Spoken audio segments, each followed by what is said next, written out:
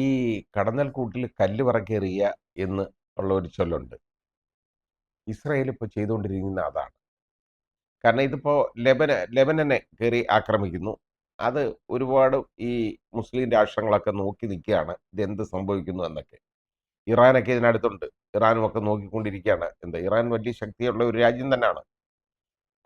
അപ്പോൾ അവരൊക്കെ നോക്കിയിരിക്കുകയാണ് ഇതെന്താണ്.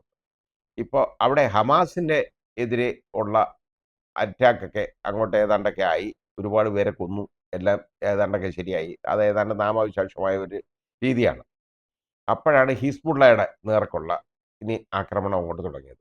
ഇപ്പോൾ നസറുള്ള എന്ന് പറയുന്ന ഇതിൻ്റെ തലപ്പത്തിരിക്കുന്ന ആളെ ഹിസ്ബുള്ള അത് അദ്ദേഹമാണെങ്കിൽ ഈ പബ്ലിക് മീറ്റിങ്ങുകളിൽ പോലും പങ്കെടുക്കാറില്ലായിരുന്നു. കാരണം ഇസ്രായേലിൻ്റെ വധഭീഷണി ഉള്ളത് കാരണം എന്നേ ഇസ്രായേൽ അയാളെ കൊല്ലണം എന്ന് പറഞ്ഞ് നടക്കുകയാണ്. ആ വധഭീഷണി കാരണം അയാൾ പബ്ലിക് മീറ്റിങ്ങുകളിൽ ഫംഗ്ഷനിൽ പോലും പങ്കെടുക്കത്തില്ല. മാത്രമല്ല അനുയായികൾക്ക് കൊടുക്കേണ്ട നിർദ്ദേശങ്ങൾ അയാൾ കൊടുക്കുന്നതെല്ലാം യഥാർത്ഥത്തിൽ മെസ്സേജുകളിലൂടെയാണ്, വോയിസ് മെസ്സേജാണ്. അദ്ദേഹത്തിൻ്റെ പ്രസംഗം എല്ലാം റെക്കോർഡ് ചെയ്തിട്ട് അതാണ് കേൾപ്പിച്ചുകൊണ്ടിരിക്കുന്നത്. റെക്കോർഡഡ് ആയിട്ടുള്ള സ്പീച്ച് അല്ലാതെ വേറൊന്നും കേൾക്കാൻ ഒക്കത്തില്ല. വളരെ ശക്തനായ ഒരാളായിരുന്നു. പക്ഷേ ഇസ്രായേലിൻ്റെ വധഭീഷണി കാരണം അദ്ദേഹം ഏതാണ്ട് ഒളിവിലായിരുന്നു എന്ന് നമുക്ക് പറയാം. ഇപ്പോൾ അയാൾ താമസിച്ചുകൊണ്ടിരുന്ന സ്ഥലവും ആ വീടും എല്ലാം കൂടെ ഇത് ബോംബ് ഇട്ട് നശിപ്പിച്ചു. അയാളെ കൊന്നു. സമാനമായി. അപ്പോഴാണ് ഇവിടെ ഇറാന്റെ പ്രഖ്യാപനം വരുന്നത് ഇതിനെല്ലാം പകരം ചോദിക്കും എന്നുള്ളത്. അപ്പോൾ ഇറാൻ ഇതിൽ കയറി ഇടപെടാൻ പോയി കഴിഞ്ഞാൽ ഇപ്പോൾ ആയത്തുള്ള കൊമേനി ഈ ഇറാന്റെ പരമോന്നത ആത്മീയ നേതാവെന്ന് പറയുന്ന അദ്ദേഹം ഏതാണ്ട് അജ്ഞാത കേന്ദ്രത്തിലേക്ക് മാറി എന്നുള്ളതാണ്.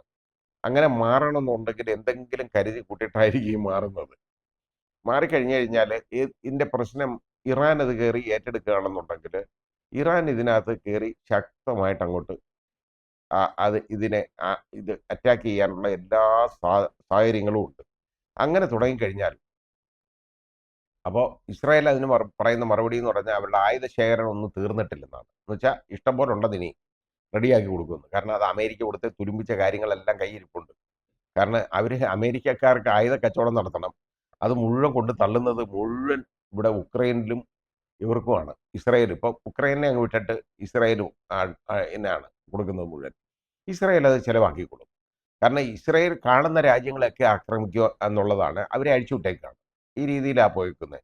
അപ്പോൾ അത് UN പോലും അവരുടെ പ്രസ്താവന എന്ന് പറയുന്നത് അതാണ് കേട്ടോ. ഹിസ്ബുള്ള മൊത്തം തീർക്കുന്നത് വരെ അവർ നിർത്തത്തില്ല. ഇതാ കാര്യം. എങ്ങനെ തീർക്കാനായി പോന്നേ? ഇദ്ദേഹം പറഞ്ഞ കടന്നക്കൂട്ടി കല്ലെടുത്തെറിയാന്ന്. ഈ കടന്നലുകളെല്ലാം കൂടെ പറക്കും. ഒന്നും ചെയ്യാനൊക്കത്തില്ല. ഇതിപ്പോൾ വരാൻ പോകുന്നത് ഇതാണ്. വലിയ പ്രശ്നമാണ്. അവർ ഇസ്രായേൽ ഇതുപോലെ മുമ്പോട്ട് പോയിക്കൊണ്ടിരിക്കുകയാണെന്നുണ്ടെങ്കിൽ അതിനകത്ത് ഇറാൻ കയറി ഇടപെട്ട് കഴിഞ്ഞാൽ അത് വളരെ ബുദ്ധിമുട്ടാവും. കാരണം പശ്ചിമേഷ്യ വീണ്ടും കത്തും. അതാണ് നമ്മൾ കാണുന്നത്. ഈ കത്തുമ്പോൾ ഈ ലോകത്തിന് മുഴുവൻ നഷ്ടമാണിത്. കാരണം ഓയിൽ പ്രൈസ് ഒരുപാട് കൂടും. മേളിലോട്ട് കയറും. അത് ആരെയാ സഹായിക്കുന്നതെന്ന് ഈ യവന്മാരെ ആലോചിക്കണം. അത് ഈ അറബ് രാജ്യങ്ങളെ തന്നെയല്ലേ. ഓയിൽ പ്രൈസ് കൂടിക്കഴിഞ്ഞു കഴിഞ്ഞാൽ അതിനകത്ത് ഉള്ള നേട്ടം കൊയ്യുന്നതെന്ന് പറയുന്നത് അറബ് രാജ്യങ്ങളാണ്. കാരണം ഈ ഓയിൽ ഉള്ളതെല്ലാം അറബ് കൺട്രീസിലാണ്. അറബ് കൺട്രീസിലാണ് ഏറ്റവും കൂടുതലുള്ളത്. പിന്നെ അല്ലാത്ത രാജ്യങ്ങൾ കുറേ ഉണ്ട്. ഓയിൽ റിച്ച് ആയിട്ടുള്ള വേറെ കുറേ രാജ്യങ്ങളുണ്ട് കേട്ടോ. അസർബൈജാനിലൊക്കെ നമ്മൾ താഴെ ഒന്ന് കുഴിച്ചു കഴിഞ്ഞാൽ ഓയിൽ കിട്ടുന്ന ഒരു രാജ്യമാണ്. കൈ കൊണ്ട് മാന്തിയ ഓയിൽ കിട്ടും. അതാണ് അവിടെ. അസർബൈജാനിൽ പോകുമ്പോൾ കാണാം ചെറിയ മുക്കാലി പോലെ കെട്ടിവെച്ച് കാണാം. ഓരോ ഒരു ഒരു ഒരു പ്രോപ്പർട്ടി തന്നെ ഒരു 10-50 എണ്ണം കാണാം. ഒരു ഒരു ഏക്കറിനകത്ത് ഒരു 50-60 എണ്ണമെങ്കിലും കാണും. ഈ മുക്കാലി പോലെ കെട്ടിവെച്ചേക്കാണ്. അതിൽ നിന്നൊക്കെ ഉണ്ടല്ലോ പൈപ്പ് വെച്ച് മോട്ടോർ വെച്ച് അടിക്കുകയാണ്. അത് അത് അത്രയേ ഉള്ളൂ. അത്രയും മതി അവർക്ക്. അത്ര റിച്ചാണ്. ഓയിൽ റിച്ചാണ്.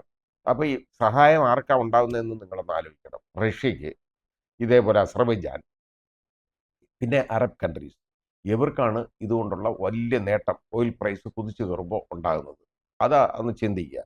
അപ്പോൾ ഇവർ യഥാർത്ഥത്തിൽ ഈ ഓയിൽ പ്രൈസ് കൂടാനിടയായി കഴിഞ്ഞാൽ ഇതുപോലെ വരുമ്പോൾ അവരവരുടെ ശത്രുക്കളെ തന്നെ വളർത്തുക എന്നുള്ളതിലേക്ക് അത് പോവും. അതാണ് വരുന്നത്. ഇപ്പോൾ ഈ ഹിസ്ബുള്ളയുടെ ഈ തലവൻ അയാൾ അവിടെ ഇരിക്കുന്ന അയാളെ എന്തിനാ ഉപദ്രവിക്കാൻ വന്നത്? അയാൾ അവിടെ ഇരുന്നുകൊണ്ട് എന്തോ ചെയ്തു? അയാൾ ഇവരെ ഒന്നും ചെയ്തതൊന്നുമല്ല.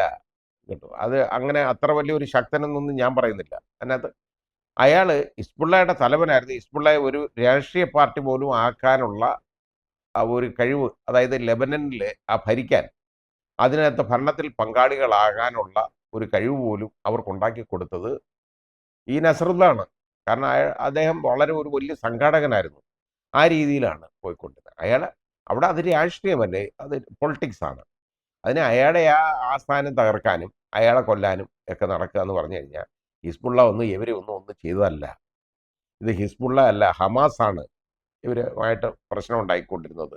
അപ്പോൾ ഹമാസിന്റെ തലവനെയൊക്കെ കൊന്നു.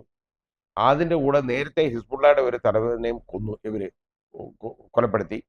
ഇപ്പോൾ വന്ന് ഹിസ്ബുള്ളയുടെ ഏറ്റവും പരമോന്നതനായ നേതാവിനെയും കൂടെ ഇപ്പോൾ കൊലപ്പെടുത്തിയേക്കാണ്.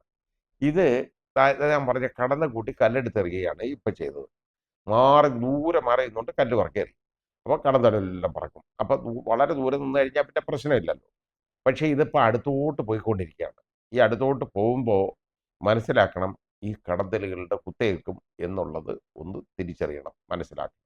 ഇത് വളരെ ഒരു അശാന്തി പടരുന്ന ഒരു സിറ്റുവേഷൻ അവർ ഉണ്ടാക്കി വെച്ചു എന്നുള്ളതാണ് സത്യം. ആ രീതിയിലേക്ക് പോയിക്കൊണ്ടിരിക്കുകയാണ് കാര്യങ്ങൾ. അത് യഥാർത്ഥത്തിൽ അവസാനിപ്പിക്കേണ്ടതാണ്. എത്രയും പെട്ടെന്ന് ഈ ഇസ്രായേലിനെ സഹായിക്കുന്ന രാജ്യങ്ങളെല്ലാം കൂടെ ചേർന്ന് ഒരു തീരുമാനമെടുക്കണം. ഇത് ഇത് ഇസ്രായേലിനെ ഇങ്ങനെ കയർ അഴിച്ചു വിടരുത്.